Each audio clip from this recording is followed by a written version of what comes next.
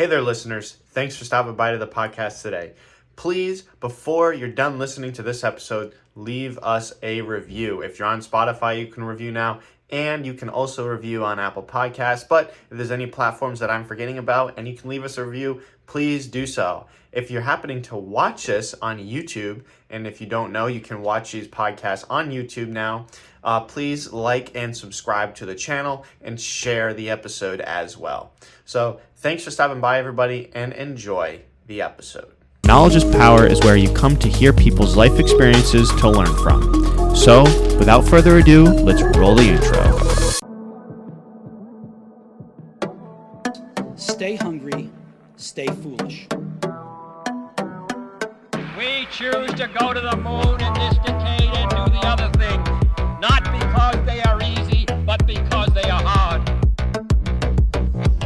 I have a dream. Will one day live in a nation where they will not be judged by the color of their skin, but by the content of their character. Hello and welcome back to the Knowledge is Power podcast. This is your host, Max Willett. We got another great guest on today, so if you could introduce yourself, that would be great. What's going on? My name is Dylan Nadler. I'm the founder of MindLock, and I'm a professional mental performance coach. Great. So I got referred to Dylan through Ross Levine, and this episode should be posted a couple episodes after Ross, or maybe the episode after Ross. So I think it's great to have both you guys on to sort of, go off of each other. He explained a lot of the physical stuff that goes into what he does, and it's going to be really interesting to hear the mental side of what goes on in training and sports training and whatnot. But first, let's get to know you a little bit, Dylan. So why don't you go ahead and tell us your sort of life story and how you got to the point you are in your life right now? Yeah, for sure. So I'm up here in Canada. I was born in Vancouver, and then when I was 2, my parents moved to Toronto. So more on the east side. Growing up there, did a lot of sports, very active. That was kind of like my favorite thing to do. And when I was 5, my parents put me in Taekwondo.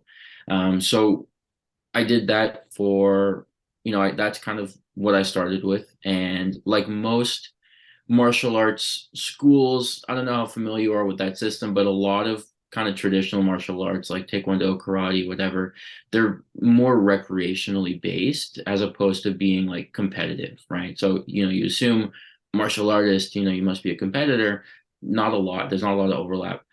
So the place that I was at was one of those recreational clubs. So we learned the basics, we got our belts, but nothing in the realm of kind of competing. And for me, that was like my favorite thing to do. Like I loved to spar. I loved to fight when they let us kind of at the gym, and there was just no opportunities to kind of pursue that further. So in 2011, I ended up making a switch to a different club in Toronto called Authentic Taekwondo. And that's really where I started to gear my skills towards competing, where I had a black belt at the time when I moved, but, my skill level and talent level was very, very far below a black belt level. So I had a lot of catching up to do. And from there, I ended up becoming a multiple national champion. I was one of the first Canadians to win the US Open in back-to-back years, which is like a really, really big international tournament. I was named captain of the Canadian national Taekwondo team in 2015. And I had a world ranking in the top 40 when I was like 16, 17. So, starting from, maybe not the best roots in being geared for competition, but very quickly understanding kind of what it took to get there and being able to do that. And, ever since then, kind of switching sides and going from the athlete to the coach side, and now being a mental coach to some of the best athletes in the world, whether it's UFC or Bellator, Olympians, football players, soccer. So it's been cool to make that adjustment also. Yeah. Wow. Very cool stuff.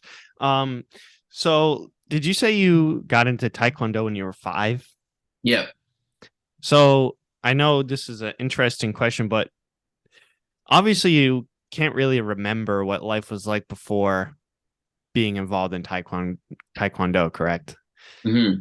So how do you think it affected your life, as a young child?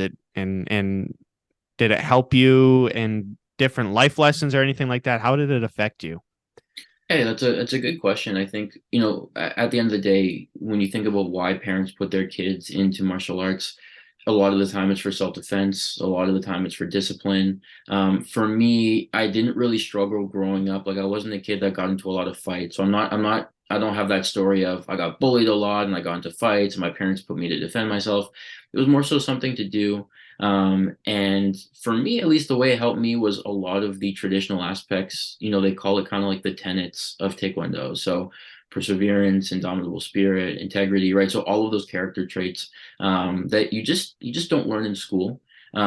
So for me, being able to grow up in a very disciplined environment, I had a lot more respect for my masters in the gym than I did for my teachers, than I did for kind of other people. So, having a place of like, I was a rebellious kid in school and I like to cause trouble and be a smartass and stuff like that. But when it came to Taekwondo, like that's where I was like always on. And my parents, if they ever wanted to threaten me, it wasn't like we're gonna go tell your principal. It was like we're gonna go tell your master. I was like, no, no, no, don't do that. So I think for me, having a place of a very disciplined environment, and like I said, it might not have been a club geared for competitors, but it was very tough. They made sure that we were mentally tough, physically tough, and a lot of the stuff that we were doing was hard.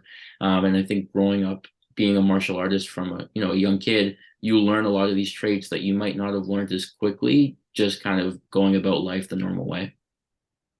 Very cool. So let's get into sort of after high school. Did you end up going to college anywhere?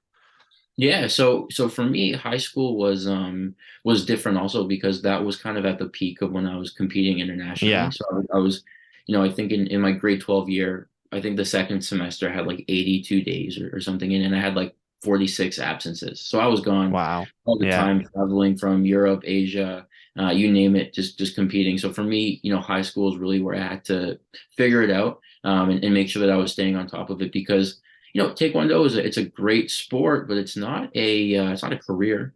This isn't the UFC, this isn't the NBA where it's like when you really make it, you make it, and that's the career. There has to be something beyond it. So, I always kept in mind, like, as successful as I am in sport, like I need to keep my grades up and get into university. So I did go to university. I went to York University in Toronto, and then a couple of years later transferred to Ottawa and graduated from the University of Ottawa in psychology. Psychology. Okay. So after you had finished up your Taekwondo career, when did you realize you're like, hey, maybe I should get into the more mental aspect of sports training? So I always had those ideas kind of parallel to each other. I mean, there was a lot of overlap even at a younger age. So like I said before, when I joined the newer club in 2011, realizing that I wasn't where I needed to be, and I needed to make some drastic improvements. The mental game is something I leaned into a lot. So I realized quickly that at a high level, the margins to victory are very small, right? What separates the gold medalist from the silver medalist? What separates the champion from the runner-up? Everybody's going to be fast. Everybody's going to be strong.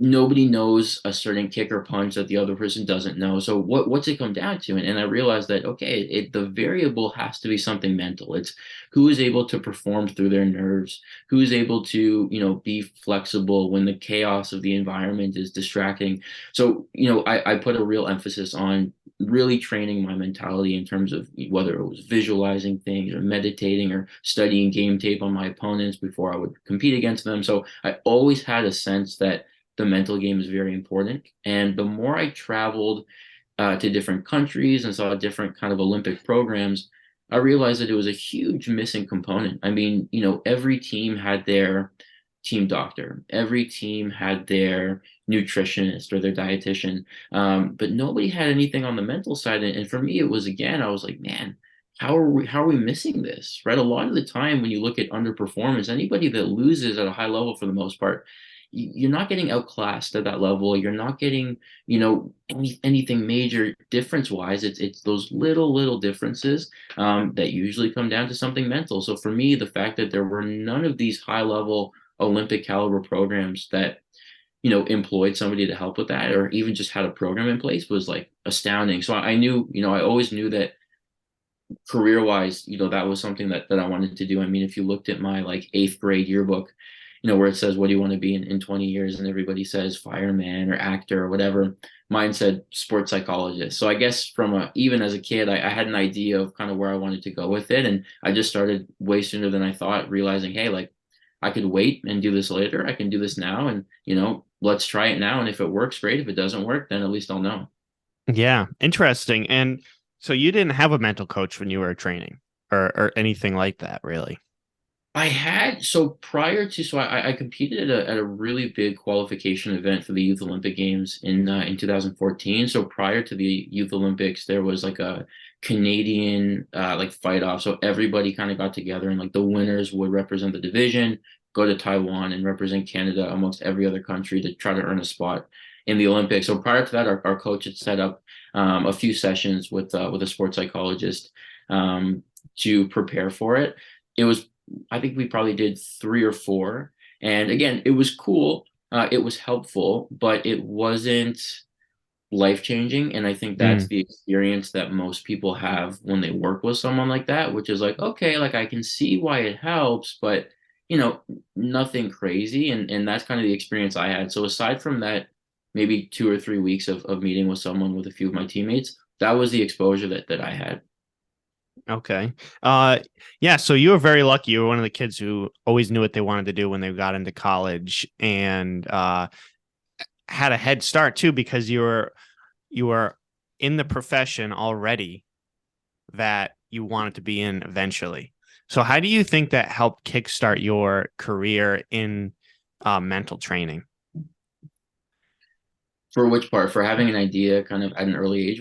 So like when you were a kid, in 8th grade, you said you knew you wanted to be in sports psychology, right? Yeah. And by the time you were done fighting, you went into college for psychology.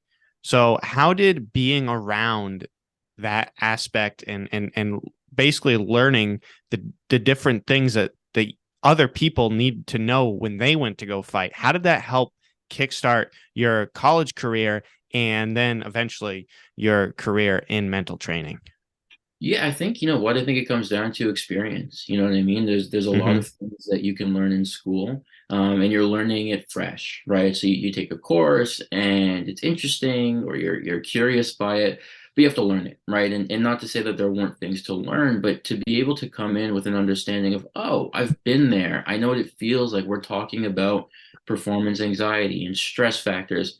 It's one thing to read it in a book. It's another thing to be there and to live it, right? So I think in terms of head start, being able to experience these things in real life makes a huge difference, right? You can read 1,000 books on real estate, but until you've sold a house, it's a completely different experience. So I think for me, being able to live that from a young age and be competing and representing Canada on the biggest stages around the world in all these different countries, it gives a different level of context. And when consulting with athletes later, even though I'm younger, obviously, there wasn't that aspect, or most of the time there wasn't an aspect of, well, who are you, right? What do you know? You're just a kid. It was like, well, there's this mutual respect because athletes respect athletes. And, regardless of your journey or your story or where you ended up, there's a mutual understanding of, okay, this person gets it. And I think that was what allowed me to break a lot of those barriers early on. Being younger was like, okay,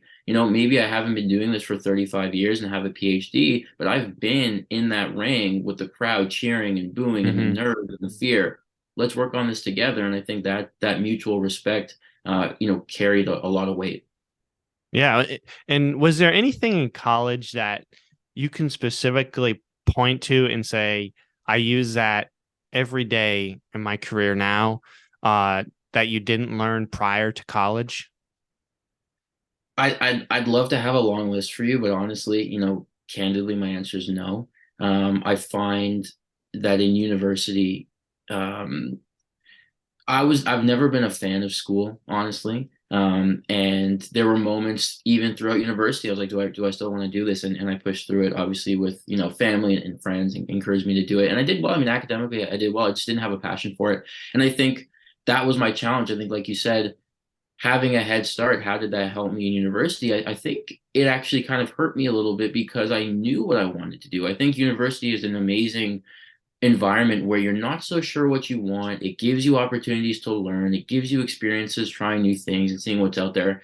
For me, I almost found the opposite of like, because I know so specifically what I want, everything else that I'm doing that doesn't directly influence this, to me, I felt like was a waste of time, right? Why am I taking these electives? Why am I taking these classes when I know what I want to do? And even the classes geared towards that weren't as specific as they could be. So I almost felt the reverse of like, because I knew so specifically what I wanted to do and was doing it and didn't have that like one-to-one, like, okay, this is exactly what we're using and how you're going to use it in your domain.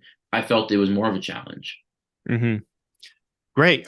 So I have some other questions about your career now. So obviously I think, and it's great to see this in modern sports, there's a large focus on the mental aspect of a lot of different sports. So do you find yourself going up to athletes and saying, hey, this is what I do? Or do more often than not, do they come to you? It's almost exclusively, me going to them, because I think Okay. where we're at, I think you have a good point, which is that now more than ever, there is an understanding or at least a familiarity with mental health, wellness, and sports. I think the curiosity doesn't always translate into people being educated on it. And why would they? This is still new, right? I think, like you said, you spoke to Ross, the other week. If I'm a physiotherapist and I approach you, you know what I do. You just naturally know because you've been around it. You know what I do. I just have to explain why you want to choose me, maybe, right? I don't have to explain to you what the practice is. When it comes to mental training and mental performance, there is a big aspect of, okay, but what is it? How does it actually work? How can you help me? So there's a lot of explaining to do and educating to do in terms of this is what I do and here's why it matters. Mm-hmm. Then it's about trying to convert that person saying, well, let's work together, or what do you think that you want to do, or whatever. So I think that hurdle for me back in the day, that used to frustrate me a lot because I felt like, man, it's not fair, right? It's not fair that, I'm doing something that people don't understand, and I have to, it's not as simple as, here's what I do, choose me. It's I have to kind of get people to understand what this even is first. But I slowly kind of pivoted into being more positive and seeing it as an opportunity, because I'm like, okay, well, listen, if I still have to explain what this is, it means I'm early. It means that there's still room to become an authority and a dominant figure and a main brand, right? The fact that when you think of mental training for sport, there's not one major brand that comes to mind. It's a huge benefit, right? There's a lot of industry. It's like early real estate. You know what I mean? So it's like, that's how I decided to pivot it, at least mentally for me, motivation wise, was instead of saying, why me, this sucks, I was saying, you know what, this is actually a great opportunity. And if I have a chance to educate the public and start to really form this practice in the way that I wanted to in this industry, and be a dominant figure, that'll be amazing. So it gives me the chance to, of course, there's hurdles involved with it, but the opportunity present is a big one too. And I think that that's what's made it a cool pivot in that sense. Yeah, I think that is an absolutely amazing mindset to have. Because a lot of people, when they start their own business or have an idea and they have the reoccurring, I got to answer all these questions, and they get hung up on them. Like, that's how you know, if you're getting annoyed by that and you're getting like pushed down by it, that's how you know you're not going to be successful. If you find yourself doing that. But if you look at it like the way you're looking at it, as an opportunity to say, hey, this is better for me, because that means there's not a lot of people doing it. And I know it works. I know it helps people. I've seen it in my career already. So that's a great mindset to have. When you're starting and getting into this space, that's really great to hear. Yeah, thanks, man. Yeah, no problem. So that sort of perfectly transitions us into the process that you go through when you're working with an athlete. So go ahead and explain that, when somebody comes up to you and says, hey, Dylan, or you go up to them, I need mental training. Yeah.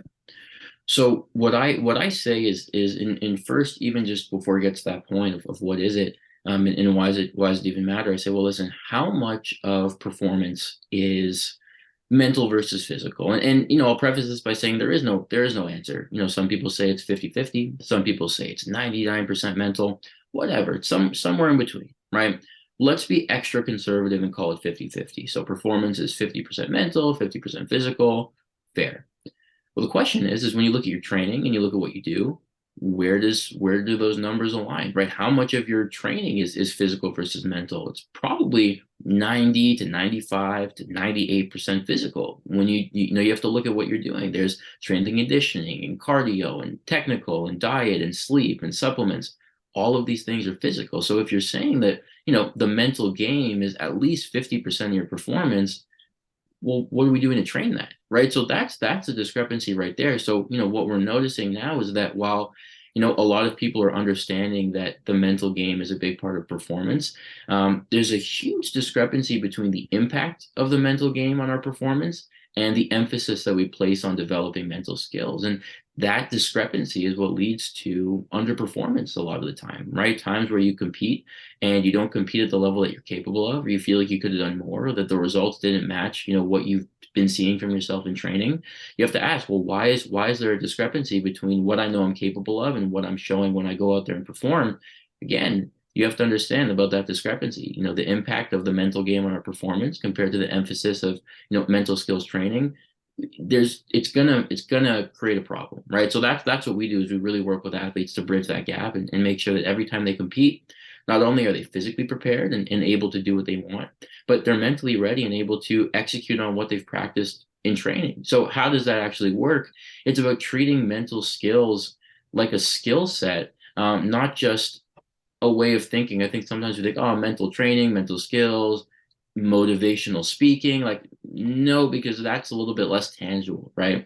You can train a mental skill set the way you train your physical skill set. You look at it in pillars, right? So what is mental toughness? Mental toughness is motivation, it's consistency, it's discipline, it's resilience, it's flexibility, it's the ability to have positive self-talk, right? So how do we take each individual pillar and build it up to a point where it's a strength that you can rely on when times get tough, right? So that's what we really work on with each athlete, is taking the different roots of what mental toughness is and what it funnels into, training that with different exercises, different activities, different worksheets, being able to reference that in training and say, hey, we worked on this thing, take the week in training and try to apply it.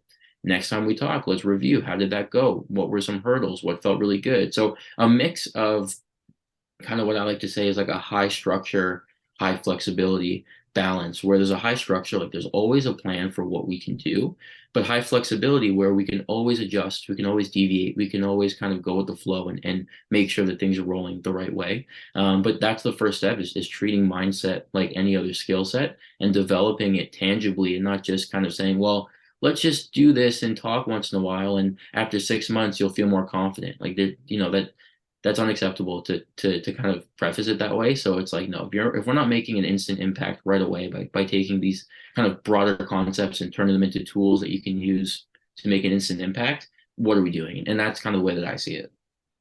Yeah, cool. And do you ever recommend to athletes that they should work on the mental training that you've told them during physical training, like certain things to think about while they're doing physical training? Yeah, all the time. You know, the thing with mental training is that you're always engaged in mindset, right? Mm-hmm. Whether that's when you're at home, when you're in the car, when you're in the gym, we can't turn it off, right? So you're either always engaged in like a positive and a helpful way of thinking, or the opposite, right? And if you're not deliberate with influencing things the right way, you're kind of going to go to the other side. So 100%, a lot of the things we do are things that are applicable in training. So, you know, for example, an easy one is goal setting, right? So when typically people think of goals, we think about long-term goals, right? What do you want to achieve? What's your dream? What's your vision? But, you know, just as important, if not more, is kind of the shorter term stuff, right? Not just monthly, not just weekly, but sometimes for each individual training session, right? As an athlete, training becomes repetitive, training becomes redundant. You know, it doesn't matter how passionate you are, how motivated you are. You know, you're training 5 days a week, 2-3 times a day. It's going to feel repetitive. How do you turn off that autopilot mode that we go into. A lot of the time, it's setting a specific training goal and telling yourself, okay, for this week in training, I want to be working on A, B, and C. I don't care if everything else goes terribly. I don't care if I lose all my rounds, but if I'm able to execute on A, B, and C, that's a good week for me, right? So these are ways in which you can engage in mental skills and mental training while you are physically training, because the two things are almost inseparable, right? You can't have one without the other. You want to make sure that, your physical training is fueled by the right intention. It's fueled by the right backing. And that's what we do, is we create a system that enhances, everything moving forward.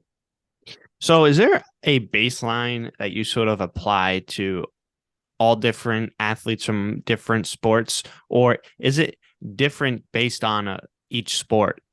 The process that you go through.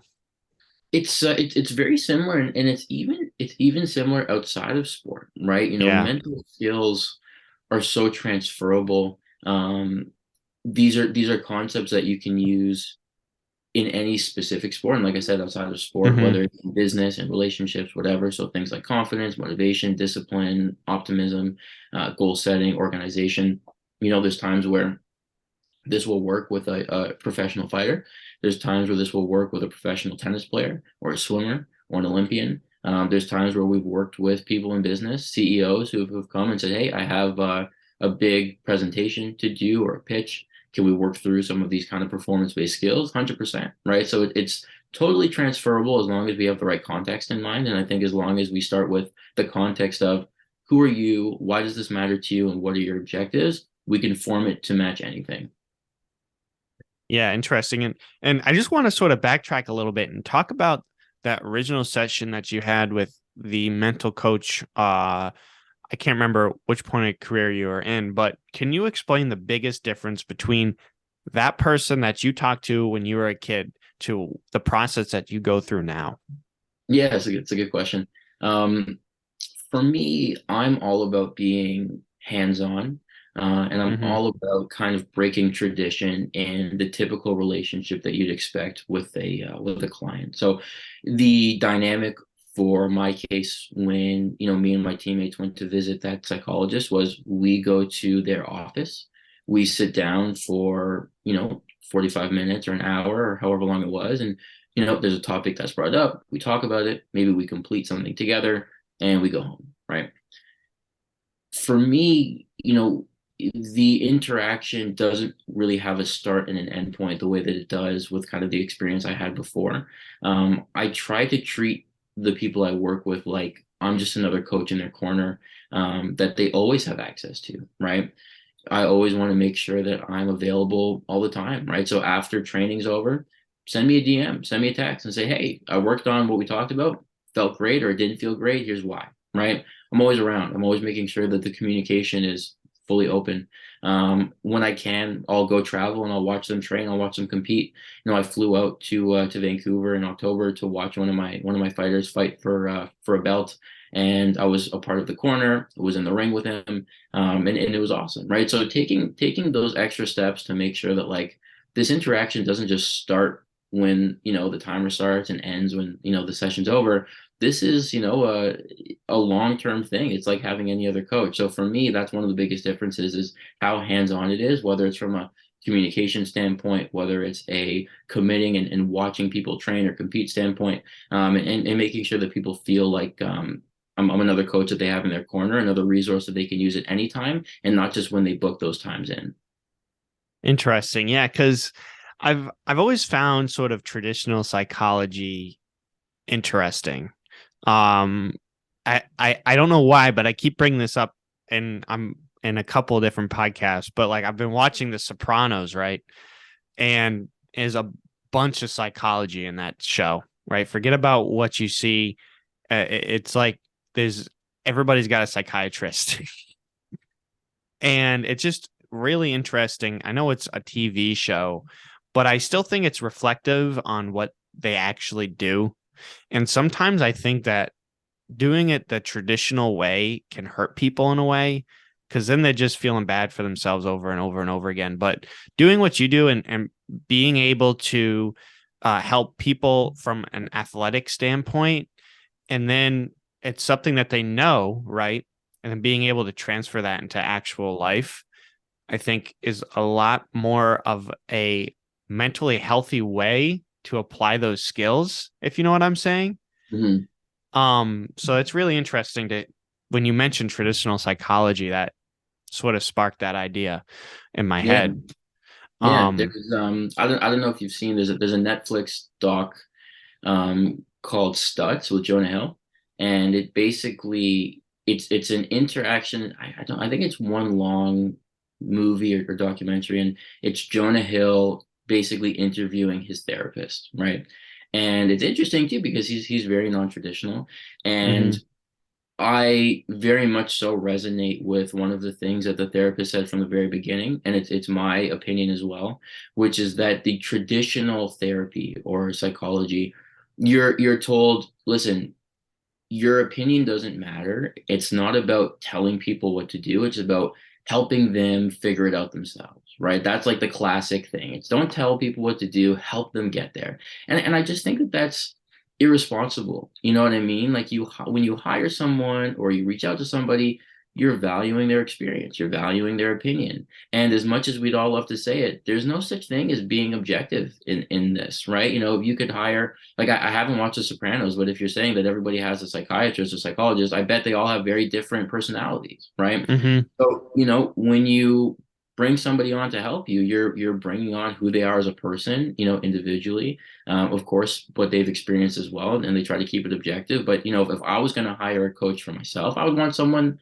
I would value their opinion and their knowledge, and I would want them to tell me how it is and how they feel. And I feel like for me, that's another thing that maybe I do differently than the average person is I'm not afraid to say what I think. I'm not afraid to offer my advice and my opinion.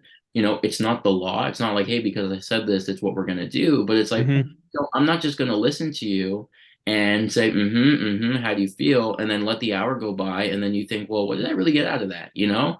I was able to let it out and maybe just talking to someone's helpful, but what specific skills or strategies did I take away from this? What insights was I able to gain? What Yeah. was Dylan able to, you know, inform me of through his experience working with other people like me? So for me, it's a huge part of like, I'm going to tell you what I think. I'm going to tell you what my opinion is. And I think people value that. And I think people walk away from sessions feeling like, okay, this was worth something because I was able to have a productive conversation where we actually got to the bottom of things and came up with solutions as opposed to just, you know, another hour of, all right, thanks for talking. See you next week. Yeah, interesting. It's like, so you're saying that what's the point of having experience if you can't help other people? Long story short, right? Mm-hmm. So taking your experience and applying it to your profession compared to other psychiatrists or people in that profession is the incorrect way of doing it. And that's really interesting. Not incorrect way, but not the way that you enjoy or think helps other people in the correct ways, correct? Yeah, and again, like I said, it's not about and you said it too. It's not about correct or incorrect. It's just different. And I think Mm-hmm. that's the bottom line is that there's no right or wrong. Everybody comes at it from their own way. So I'm not saying that my way I'm probably in the very small percentage of people that think that way. I think there's probably a lot of people listening to this or here's my take and says, no, no, no, like this guy's doing it all wrong. And that's fine. You know, it's not about what's objectively right or wrong. It's about what's going to be helpful to the person you work with, right? So I Mm-hmm. think that's what matters. I'm not sitting here demonizing the traditional way. I think there's, you know, there's been millions and millions of people who have had so many breakthroughs, you know, working with classical traditional psychologists, psychiatrists, and therapists.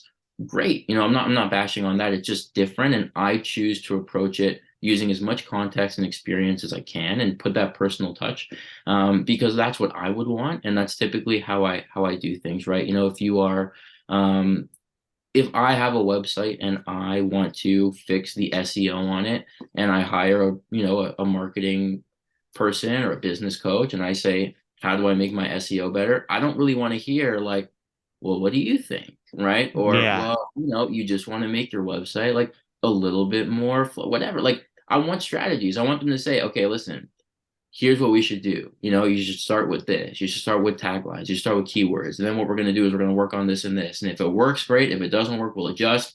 Let me know how it feels. Like, let's take some action, right? Mm-hmm. So again, it's never about the right way or the wrong way. It's just about doing it in the way that feels most natural and most comfortable. And for me, I think if I were to do it any other way, I wouldn't feel natural and comfortable, which is why I choose to do it this way, whether it is right or wrong. And I found that's what's been the most helpful to the athletes and clients I work with. And we found a lot of success doing it that way. So I have a mindset for you, and I want to hear your opinion on this particular mindset, right? So I was talking to Ross about this, and there's this mindset, right? Somebody always is working harder than me. Therefore, I always need to work harder, right? Does that make sense to you? Yeah. So what's your opinion on that particular mindset?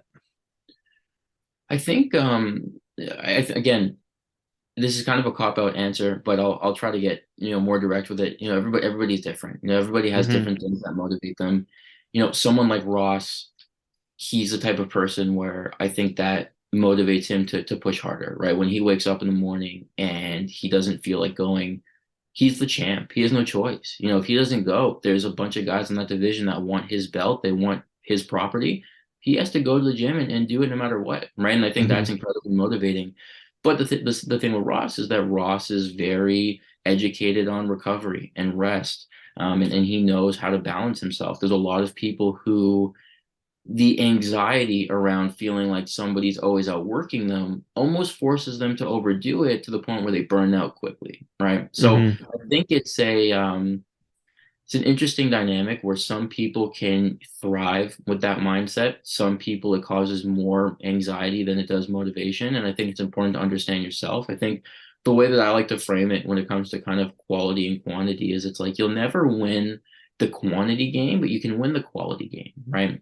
If you're waking up at 6 a.m. to train, somebody's up at 5. It's just a fact. If you're going to bed at 10, someone's going to bed at 12, right? If you're training 4 hours a day, someone's training 7. So you'll never win the quantity game. You can win the quality game. You can say, when I choose to show up, I am giving 100% of what I've got. I'm making the most out of every training session. I'm doing my best. I'm engaging in proper thinking, proper intensity. I'm doing things the right way. So, I always encourage athletes, especially the ones who worry about kind of being outworked and outtrained.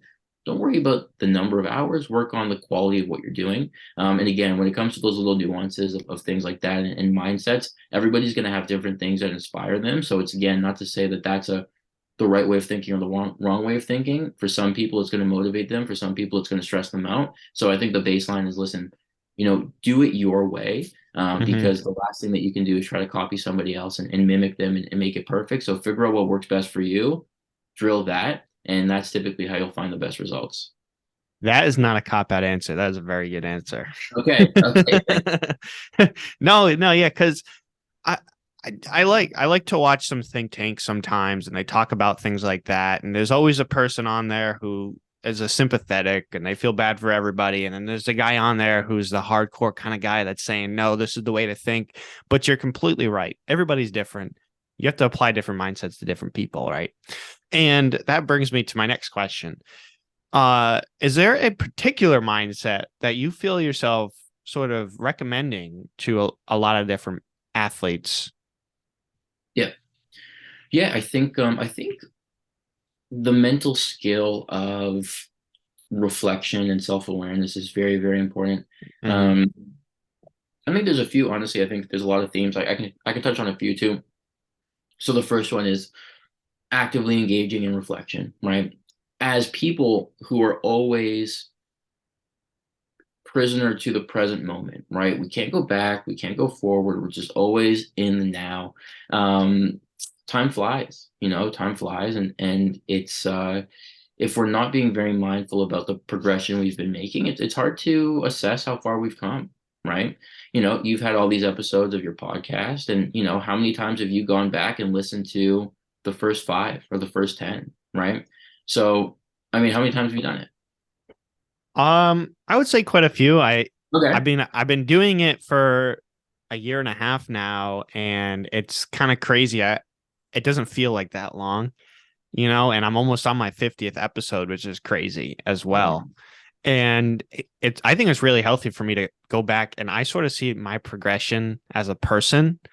And as like a podcast host as well. Like you go back and listen to the first one. I'm not really even sure how to intro the friggin' thing. Like I don't Yeah. even know what to say. But luckily I had a great guest on, sort of helped me with that.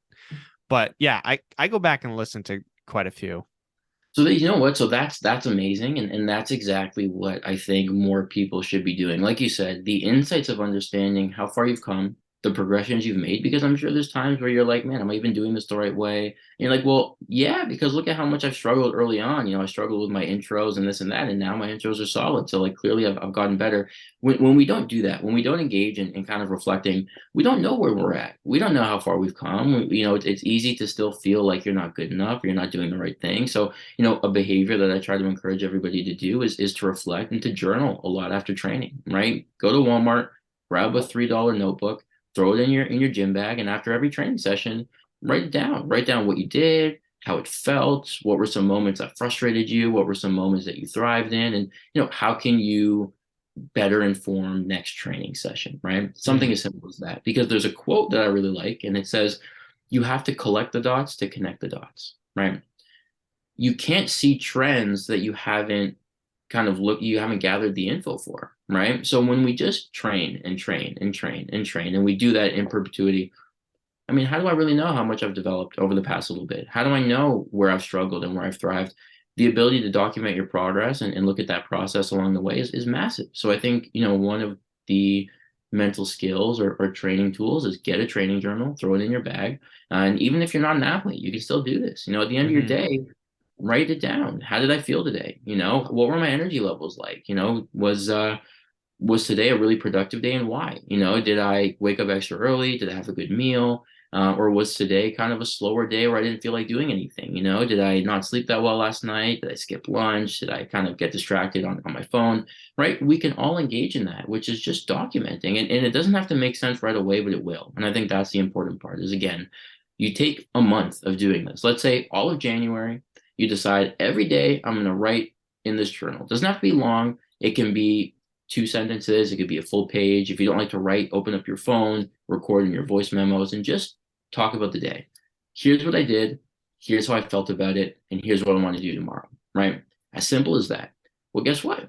4 weeks later, 6 weeks later, you're going to be able to look back and say, well, what were my 3 most productive days of the month, right?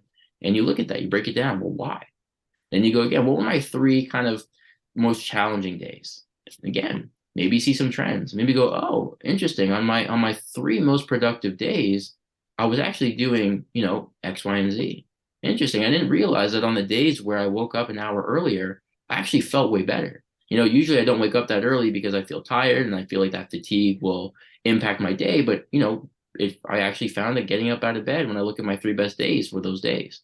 Or you might look at your 3 worst days and go, yeah, I had a lot of phone time on those days. I got distracted. I was on Instagram or TikTok or whatever. Those kind of chewed into my productivity. Or, on those days I got surprise calls from my uncle who likes to call me sometimes, and that kind of distracted me. Or, I didn't have a chance to have my coffee in the morning, whatever, right? But again, we have an intuitive sense of what we think the right answers are. But until you document that and you track it, you have no idea. Right. So again, like I said, you have to collect the dots to connect the dots. Until you gather enough information, you'll have no idea how to put that together. But when you do, the picture makes sense. So that's one tool that I try to encourage everybody to do is get a training journal, document your process, use it to better inform kind of where you're at, where you've come from, and where you need to go. And it's for something so simple to engage in, the results and the benefits that come from it are monumental. Yeah, it's interesting you say that. I mean, I have a couple notebooks just on my desk. I have another one in my car. I probably have 3 more in my car, to be completely honest with you, because I always find myself writing stuff down, and it just clicks in my head better if I write it compared to typing it or putting it in my notes on my phone, because I'll forget about it. But something about writing things down really resonates with me. And I'll tell you, a couple of years ago, I was thinking about leaving this job that I had, and for the first time ever, I mean, I'm only 21, so I haven't had that many jobs. I bought like this moleskin like notebook on Amazon. It's like a $20 notebook, and it's a nice notebook. And I sort of wrote down why I was thinking about leaving this company. And I actually was going through it the other day, and it was like almost a year and a half ago, 2 years ago now. And I just read it and I'm like, man, that's really interesting to be able to go and look back at that, and sort of my reasoning why. And that leaving that position was sort of the catalyst that hurtled me into what I'm doing now. I don't think if I left that position, I would be doing what I am doing right now. And it's just interesting to see what I wrote down at that point in time. And I think it was very healthy for me as well. Yeah, it's like a knowledge vault. You know what I mean? Like Yeah. I can go into training journals that I had back in 2012 and comb through that, and it's crazy to see, like what were those things I was really struggling with? What were those things that were on my mind? And it's just cool to have. I think we have a tendency to overestimate our memory. Like I can write it down, but I won't forget this. It's our brain's job to forget things. You know what I mean? Mhm. Like our brain has very limited storage, and we're interpreting like a million pieces of information a day. So like our brain's job is to delete things. So you have to think like, okay, let me do something to store this. People say, well, even waiting till you get home, you're like, oh well, I'm not going to take my journal in my bag. I'll leave it on my bed. Well, guess what? By the time you drive home, you listen to the radio, you called your mom, you checked your phone, you got a couple texts, you got an email you have to respond to. Oh yeah, let me put that in my reminder. And then by the time you get to it, it's late, and you're like, you know what? I'll just do it tomorrow. Then it's way too late. So it's like, do it now. Take care of it while it's fresh, because every minute that goes by, the half-life of that memory is just deteriorating. Yeah, that's really interesting to hear you say that because, I played baseball my whole life. It's really the only sport that I really dedicated my life to. And I said this on the podcast with Ross. Yogi Berra said baseball is 90% mental and the other half is 90% mental and the other half is physical, right? And baseball, I mean, and I couldn't agree with that more. It's such a mental sport because like unlike any other sport, you go onto that field and when you hit, like you're going to fail 70% of the time. And if you fail 70% of the time, you're considered incredibly good. Most of the time, guys will fail 8 times or even 9 times out of 10 at the high school level. Guys will be hitting 100 for a batting average, and being able to just walk away from that at bat, learning from what you did, and then applying that to future at bats is the most difficult thing to do, I think, in sports. Because like in basketball, imagine if a guy only made 3 out of 10 shots, right? Or in golf, if you only hit 30% of the shots good, like you are not a pro, and or in football, if a quarterback had a 30% passing completion percentage or whatever, like those aren't good numbers. But in baseball, and I can probably say, thanks to baseball, I like to think I'm somewhat mentally tough because I was never a great player. So there you go, right there. I mean, I failed, more than other people did who were better than me at the sport. So I think I was pretty lucky to sort of resonate with that sport, and I still love it to this day. I coach, and I always tell kids when I coach, it's like, listen, like, don't look at an at bat as a failure. Don't look at anything as a failure. Look at it as a learning point, because look at it and say, okay, what did I learn? All right. Well, it was an 0-2 count and I was sitting on a curveball and he threw me a fastball and I couldn't adjust. So, all right, next time you go up to hit, think fastball, adjust so that if he throws you a fastball, you're ready for it. Or if he throws you a curveball, you can sit on it. You know what I mean? So you reflect on these different things that you've learned in different at bats. It wasn't a failure; it was a learning point. But yeah, that's my tangent. I always go off on one tangent every podcast. No, I like that. I think that's like a huge point, and I think to what you're saying too, it's such a mental game. Baseball, like you said, you're failing more than you're succeeding, and I think it's such an important kind of mental framework to have is being resilient. You know what I mean? Like almost emotional resilience is being able to kind of like take a punch in the face mentally and bounce back anyway, right? And I think for you, it's those times where you strike out or you don't hit the ball once. It's not about being perfect. It's about understanding that, one failure is fine and you're moving on to the next one. It's how quickly can you shake those things off, right? I think that when it comes to baseball, I think that's one of the biggest kind of mentalities is not about how many you hit. It's how well can you shake it off when you miss, right? Exactly. This, like you said, it's a sport where you're failing more than you're not. So that's what it comes down to. You watch basketball. When you're on a hot streak, it's easy to feel confident. It's easy to take that Mhm. open shot, right? You've made 4 in a row. Give me the ball. But what happens when you've gone 0 for 4, ball's in your hands? You're going to hesitate. Should I shoot Mhm. this one? Should I pass it? And by the time you decide, it's too late. There's a defender there, Yeah. right? So Yeah. resilience and being able to roll with the punches and to bounce back from things and to shake things off is a critical skill. And I think it's an important one in business as well. You're gonna cold call someone for your business and they're gonna shut you down. Do you Oh say, yeah. well, I suck, I quit, this is the worst? Or do you say, well, let me do 100 more and look at my averages, right? There Mhm. you go. So I think when it comes to comparing sport to business, I think baseball probably makes a lot more sense in terms of how transferable it is because you're going to fail more than you succeed. But if you can get that just one home run, it's worth it, right? Yep. Who cares if you struck out twice? If you go out there and you get a home run and you save a game, it's all worth it, right? So, you have to be familiar with failure. You have to be able to accept it for what it is, use it as a learning opportunity and move on. The moment that we see failure as I suck, I'm bad, I can't do this. Well, the next time you step up to the plate, there's no chance you're going to give yourself, what you need to thrive. It's about saying, you know what, like you said, didn't go my way last time, learn from it. Why was it? And we adjust. The adjustment might work, it might not work, but you're always learning and you always have the intention of, hey, I'm not bad at this. This is just how it goes. And redefining my expectations from I need to hit every single ball that comes my way to I just need to get better each time. And if I can hit the ones that I planned for and prepared for, it's perfect. Right. So it's I think that's an interesting point that I never really thought of with baseball too, is like it's probably one of the most transferable sports to business because it's probably more like what business is more failures than Mhm. successes. And what are you going to do when you fail? You're going to put your head down and walk away and quit, or are you going to keep pushing? And it's that that indomitable spirit and that pushing through and that persistence that you need to thrive in anything, whether it's relationships or work or sports. And you need that. You're never going to succeed 100% of the time. What separates champions from everybody else is what they do when they fail. I think that's the important part.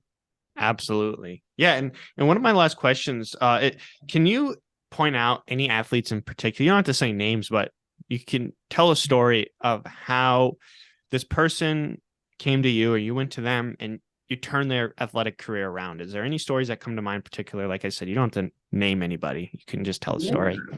For sure, there's a lot, honestly, and the fact that there are so many. I mean, even reflecting on it now is really cool, and it's kind of why I do what I do. There's a lot of, but especially fighters. It's all about record. So it's kind of the opposite to baseball, right? Baseball, you fail a lot, but the success makes it worth it.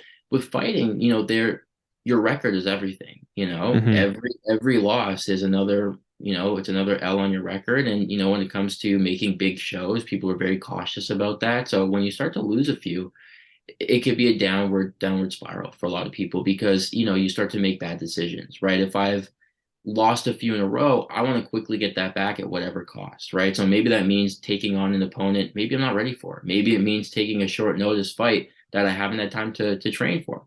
Maybe it means flying out and going somewhere without my coaches because they can't make it, but I'm desperate, right? So a lot of the time, losing leads to desperation, which leads to more losing, and then it's a downward spiral. So some of my proudest moments have been able to take someone who's kind of been at the start of that spiral and completely turn it around. So take someone who's had 1 or 2 or 3 losses in a row and say, okay, hold on, let's do this the right way, right? Let's make sure that we are fixing what needs to be fixed. Let's train what needs to be trained. And let's make sure that the next time that you step in there and compete, you're confident that it's the best version of you. I don't care if you win or lose. Of course, I would rather everybody win. If I had it my way, everyone I work with wins all the time. Nobody loses. Beautiful story. It's never going to happen, right? My expectation is that every time you step in there and compete, whether it's in a UFC octagon, whether it's on the NBA court, whether it's on the football field, whatever it is, you're able to compete at the highest level of your potential, right? You're maxing out on that capability because guess what? Win or lose, you're going to be a lot more fulfilled because of that. The worst feeling in the world is not just losing. It's losing when you know that you shouldn't have lost. It's a mistake that you made, right? If you go out there, you get outclassed by someone that's just way better than you, it sucks, but like it makes sense. The worst feeling in the world is losing when you know you shouldn't have. It's blowing an opportunity that was yours to have, right? So my goal when I work with athletes is let's make sure that, everybody has a level of potential or something in them that they can go out there and get. Every time you compete, if you can perform to the level that you're capable of, if you can execute on the skills that you've developed throughout your training and you go out there and you perform at a level that you're proud of, who cares what happens? And guess what? If you can do that, why won't the results follow? Right? If you're going out there and you're competing at the highest level of your potential, of your capabilities, why can't you get that win? Why won't the results follow? Right? So it's about not putting results first, which is what a lot of people can overthink about. It's putting results second, putting the process first, understanding that with the right process, the results come. Right. So, those are some of the stories that have been great for me is taking, athletes that have been on a bit of a losing streak and completely turning it around, and going from there. I have an athlete I work with now who came to me, I think he was 0-2 or 0-3. And now he's had three wins in a row since we've been working together. And again, I won't take sole credit over that. There's, a lot of things that go into competing at a high level, but to have an influence over that is amazing. And, that's why I do what I do. And it's not just to take people that are losing and get them to win. It's to take people that are winning consistently at a high level and make sure it's even more consistent, right? Someone like Ross is another example of the other end of the spectrum, right? Ross doesn't come and say, I'm struggling with all of these different things. I really desperately need help.